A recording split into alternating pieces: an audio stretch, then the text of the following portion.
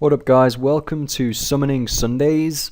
Well, it might be Monday when I upload this, but it was definitely Sunday when I recorded it. So this is a new mini-series pretty much which I'm creating. It's part of my Making Progress series where every Sunday now I'll upload a video of my progress in the summoning skill. So as you can see, I'm level 96 summoning.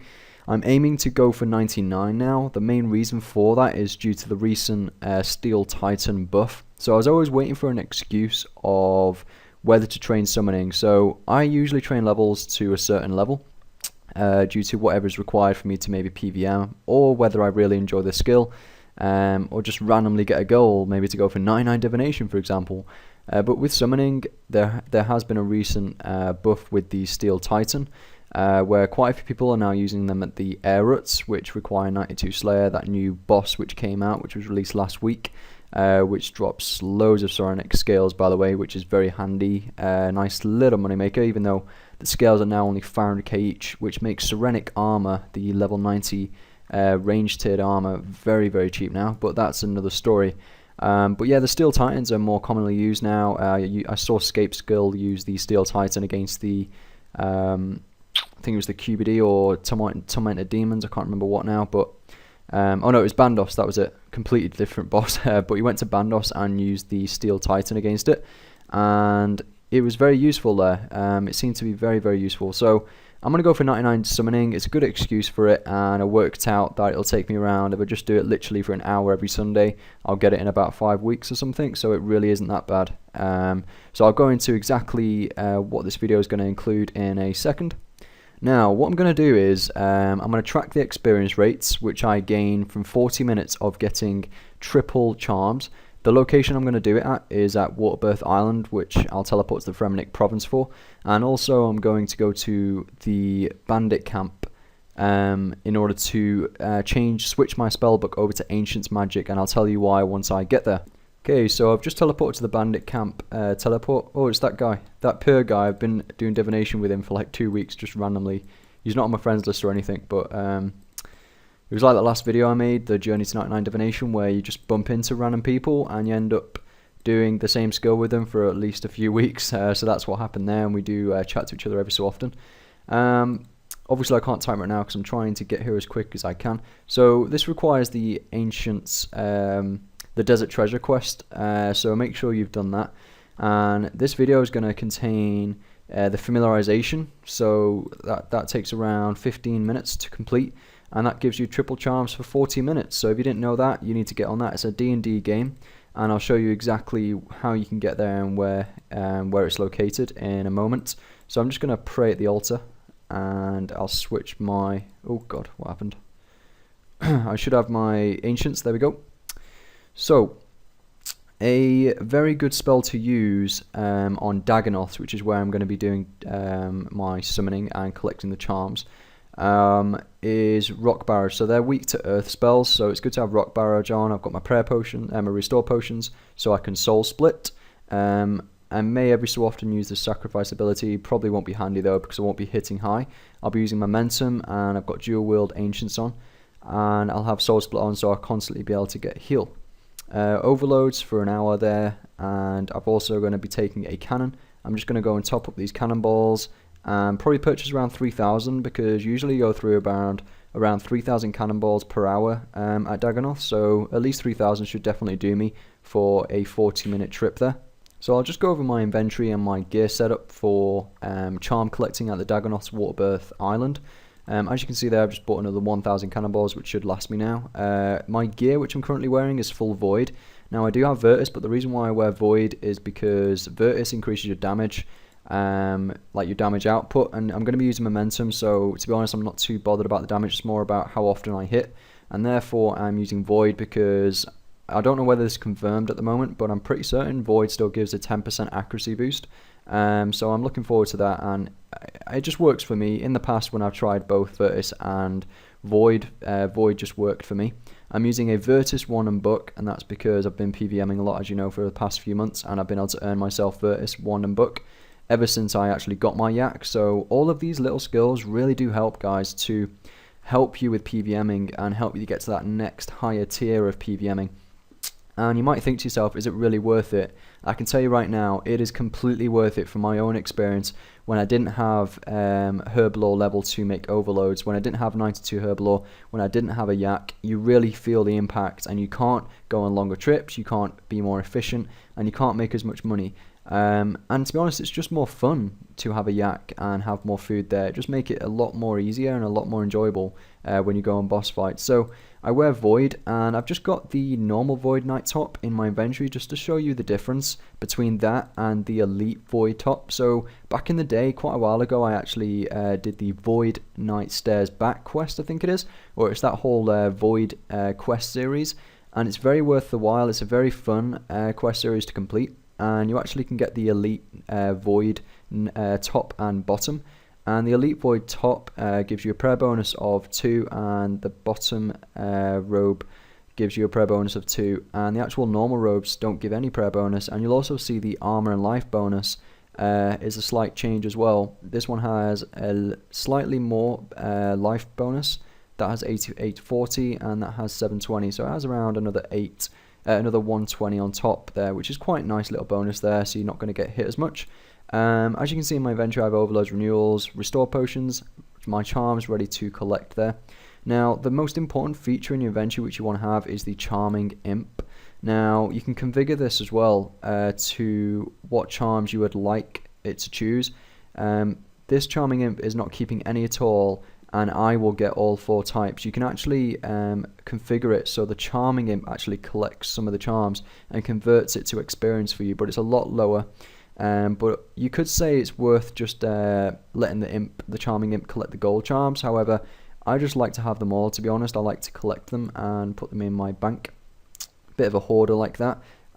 To be honest, sometimes I do use them as well, but I can't see with this level now, I'm probably not going to be using the gold ones, and I would like to not use the green either. I'm probably just going to use these two because the XP does pretty much half between them. So crimson to green is pretty much like half the experience gains, so you do see the impact, especially when you're doing thousands of pouches. So the Charming Imp, you can get this from Demonheim. Sorry, I can get my words out there. You can get this from Demonheim, and it costs 100k Dungeoneering tokens. So it's quite a large amount of Dungeoneering tokens. That's equivalent to 1 million Dungeoneering experience. But I can tell you right now, oh my god, it's so worth it. I don't know how, if anyone out there listening to this got 99 summoning without a Charming Imp, I salute you and I bow down to you, because that's an amazing achievement. I cannot believe, I don't know how people used to pick up charms, because this thing is a beauty, alright? It's a necessity if you want to charm collect, guys, so definitely get your hands on one of those. So in order to get to the familiarization minigame, you need to talk to Pick Up Sticks, and he will tell you where Pick and Mix is. So you want to try and find out where Pick and Mix is, and he basically goes and tries to search for him. So I'll let you know, guys, once I find him. You'll give you a little bit of a clue. I use RuneScape Tippet or RuneHQ. If you just type in on RuneHQ, Pick and Mix's location, and it'll come up with all the different hints which Pick and Sticks uses. God, that's confusing.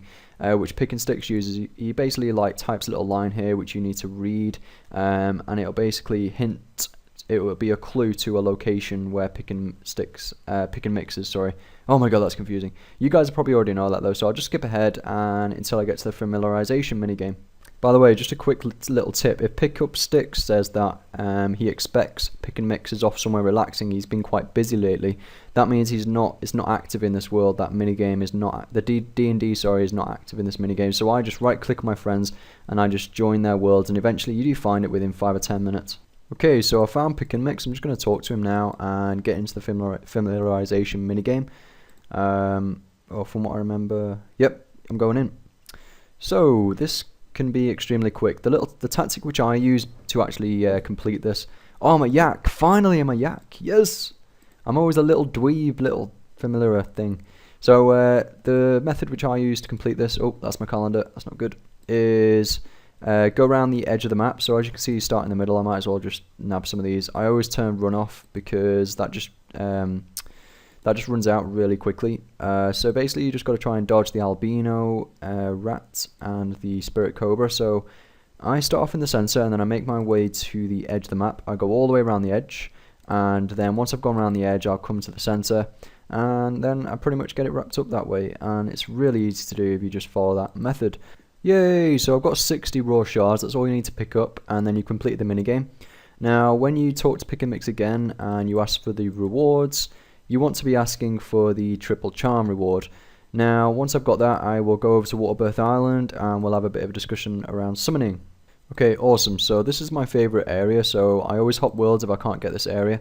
So I usually plant my cannon around here. I will be working on getting the royal cannon soon, by the way, after I hit 99 divination. So I'm just going to fire that now, and I usually stand right next to it. Hit your prayer on, whack your overload and your renewal on, and then just get them all to attack. I've got momentum on, and you have auto retaliate, and then basically you just start absolutely owning them. Now, you don't have to have a Virtus 1 and book for this, because you may not be rich enough, and that's absolutely fine. Because when I got 96 divination and I collected, what was 15,000 charms or whatever was needed, I actually used a Wand of Treachery, which is a very nice cheap wand, and it has the same stats as an Arim's wand, and that's literally around I think 2 mil now, because Warbands has been going on for that long, and that's how you get one. From literally completing Warbands, a random person will get that Wand of Treachery, so that was a very nice alternative. That and the Mage Book, the normal Mage Book, or the Iron Book, which is around 10 mil, so that's what I use, the Iron Book and the Wand of Treachery. And that did me absolutely fine, to be honest. I hope to God I've got enough restore potions. So now, as you can see, I am now collecting, whoa, 25 crimsons already, guys. That's how quick this is. 3.5k magic XP as well. So I'm going to track my magic experience. I've taken a note of my range experience, and I'm going to track that over the 40 minutes now when I'm here. It did take me a couple of minutes just to get here, so basically it's in-game time, the triple charms, if you didn't know. So you have to get to Waterbirth Island as quick as possible. So yeah, basically, if you do want to maximize how many charms you get over these 40 minutes, then I do strongly recommend to use Rock Barrage if you have the magic level, which you should do because it's only level 88 required. So yeah, Rock Barrage, it does require blood runes, and it can be, I don't know, maybe fairly expensive for some people. If you're not on the triple charms, so if you're just doing normal Dagonoffs here and you're not getting triple charms, then just use death runes because it's still fine, very AFKable as you can see. And rather than using Rock Barrage, even though as you can see they are weak to earth spells, you can actually just use this one here, which is Blood Fire Burst. So that's what I used to use most of the time. Just requires fire runes and death runes, and that way it actually heals you as well. So you don't need to take prayer potions at all. You can obviously take prayer potions if you want for the torment, but still, even I didn't even use that. So it really isn't required if you want to AFK for hours. If you want to maximize though how many charms you're getting, then definitely you want to be using Rock Barrage, take prayer potions, and you want to be praying torment. Also, whenever you do need to heal, just whack on that soul split and you'll heal in no time. Oh, come on. There we go. And you'll heal in no time because the amount of hits you're actually gaining from the Ancient's magic is just amazing. And a lot of people don't really know about this in terms of how you can dual wield and use Ancient magic still effectively to train your experience. But it is very, very useful. You can also use chins here as well if you want to range it. But to be honest, even though I have got only 95 range, I know it's not that.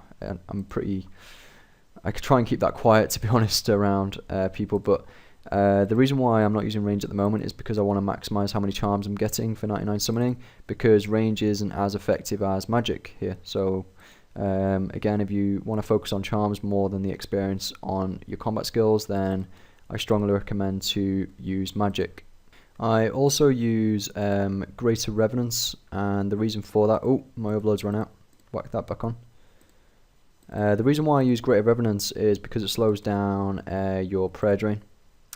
So it slows down your prayer drain and increases prayer restoration from potions by 5%, but I'm not using prayer potions, so maybe I should have done that. But yeah, it actually reduces your prayer drain, which is very nice here when you've constantly got Torment or Soul Split on. So yeah, that pretty much wraps up in terms of the method I use to collect charms. And to be honest, I know there are other different types of methods out there, so you can go to Glacors, but it requires you to have completed the Ritual of the Marite. Damn it, that freaks me out. Seriously, my heart just stopped. When that red bar was underneath me, I was like, shit, have I died? That's just a horrible thing. That has happened before when I've AFK'd way too much at here. But yeah, there are other methods. You can obviously go to water finds. I wouldn't recommend that. It just takes forever and you have to click loads. But if you're on a Slayer task, fair enough. Another good method is one which I just mentioned is Glaycores. Now, they're a higher combat level and it just requires you to focus. It's not AFKable at all, but you do get a heck of a lot of blue charms there, I've heard. But it does require Ritual of the Marite, which I've not completed yet, so this is a lot easier. Also, the Corporal Beast is supposed to be very good for blue charms, and if you go there with a mate and you make sure you DPS the most to get the drop, then you can get quite a few blue charms there, I've heard. I know I had a couple of mates who did Corporal Beast, and well, I had one friend, a Swedish friend, who he literally camped Corporal Beast for around 3 months, he's told me.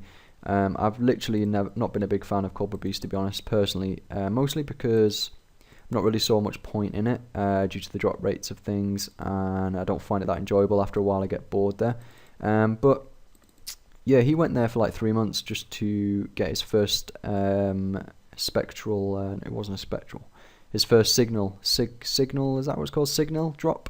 And it took him 3 months to actually get his own signal drop finally through a loot share, through his loot share points, and he did make around 250 mil off that, but it took him 3 months to get it. However, over the process he got a lot of millions of GPs from random loot, and also he got plenty of charms, so that is another good way of getting charms.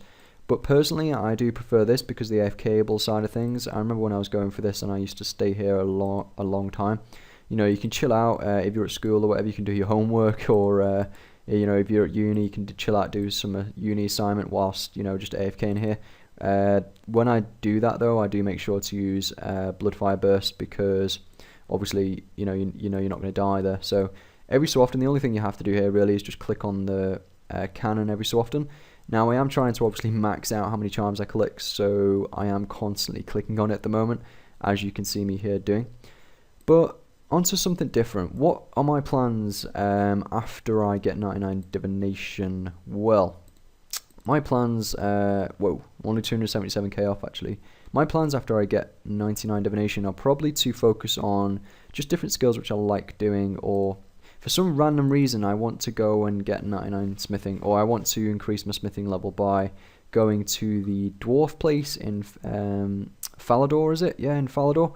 There's like I'm not even sure what it's called, but I'll definitely find out in more detail for when I make a video on it of what I'm up to. But there's a dwarf place over in Falador where you can actually AFK the smithing skill, which is supposed to be very, very good. However, I worked out if you want to use steel, if you want to make steel 2, so if you want to use steel, then it costs around 150 mil from 90 to 99 smithing. And if you want to use adamant, then it's going to cost me around 220 mil. So it's very expensive, but again, it's very AFKable again, and I might use some of the money I've earned from all of my PVMing trips. I might use some of that to actually focus on skilling for a bit. The other activity I'd like to get more involved in is Warbands again. Now, before, I used to be in a clan where they used to do Warbands all the time, and there weren't many max players in that clan, and that's why we did it. Also, the clan really enjoyed PvP, so they used to go Warbands, loot the camps, and then we used to kill a few people afterwards, and that was quite fun, and I got a lot of experience from that. And that was before Warbands got nerfed. So if you guys remember, Warbands used to be amazing. You could literally go and do 3 camps whenever you wanted, and you could get 100k experience from it or whatever. Now you have to wait every 7 hours until you do Warbands. And a person like me who has many commitments, so work full time, different things like girlfriend, having to upkeep a house, all that stuff. Especially the work thing, working full time. You don't get much time to actually go on the game time, go by the game's rules, if you understand what I mean. So I can't get on specifically for Warbands. It just doesn't work like that for me. So I'm going to try, if there's any Warbands at night, I'm going to have a look each day just to check when it's actually going to happen and see if I can actually get on for Warbands, because it is a lot of experience I'm missing out on. For example, I could use it on mining. You could use it on farming as well, which costs quite a lot of money, so that would save you some money there. So there are quite a few skills which it's very helpful for. I'd probably definitely use it on Herbalore straight away, just the first literally day of doing Warbands. That would probably make me level 96 Herbalore, so I don't have to do that really annoying method when you try and make overloads, because you can actually make overloads using the Gren Man Ale, I think it's called, and that boosts your level by 2 levels, and that's what I've been using a lot recently. But you have to use the log in log off method, where basically if you have any boosted stats, if you log off and then you log back in, it actually restarts that boosted stat from as if you just drank it, which is very, very nice, but it just takes a long time to make overloads that way. So I'll probably use it for that, and I'll definitely start using it probably for mining, because that's just such a slow and agonizing skill, which I've just never bothered doing because it's just so goddamn slow. But I have used it. The only time when I've actually trained mining, I'd say, is on the Citadel. So again, on my last clan, we used to have a Citadel, and I used to go there. They used to be a big fan of that. What I'm not a big fan of, actually, is clans where they make you go to do the Citadel. I mean, oh, how horrible is that? They like make you go there, and then you have people like telling you off, like, oh, why aren't you going to the Citadel? Why aren't you doing that?